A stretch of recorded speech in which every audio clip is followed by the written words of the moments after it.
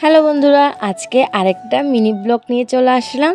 তো আজকে মোমো বানাবো। মোমো কার কার পছন্দ? আমার তো অনেক পছন্দ মোমো। তো মোমো বানাচ্ছি। আমার বোন এসেছে। আমার বোন আমার কাছে সবসময় আসলে একটা জিনিসে আবদার করে, সবসময় বলে দিদি তোর হাতের মোমো অনেক ভালো লাগে, তাই ওর জন্য বানাচ্ছি মোমো। এদিকে আমি গাজর, কাঁচামরিচ, কর্নফ্লাওয়ার, আদা, রসুন, পেঁয়াজ, তারপর হচ্ছে অরগানো, একটা ম্যাগি মশলা, স্বাদ মতো লবণ, সয়া সস দিয়ে সবগুলো মেখে নিয়েছি। এর আগে কিন্তু এগুলো আমি সবগুলো কিমা করে নিয়েছিলাম। এদিকে আমার বোন আমাকে সাহায্য করতেছে মোমো বানাতে। আমি ভাই এত সুন্দর করে মোমোর ডিজাইন দিতে পারি না, তাই ডিজাইনটা এরকম হয়েছে আঁকা বাঁকা, কিরকম জানি লাগতেছে, তাই না? প্রিয়া বললো দিদি এত ডিজাইনের দরকার নেই, খেতে পারলে হলো। তো এদিকে দেখুন আমার মোমো বানানো কিন্তু হয়ে গিয়েছে। গরম গরম দুই বোনে খেতে বসে গেলাম মোমো। বিশ্বাস করবেন না, মোমোটা এত মজা হয়েছিল গরম গরম মোমোর সাথে টমেটো সস, আহা।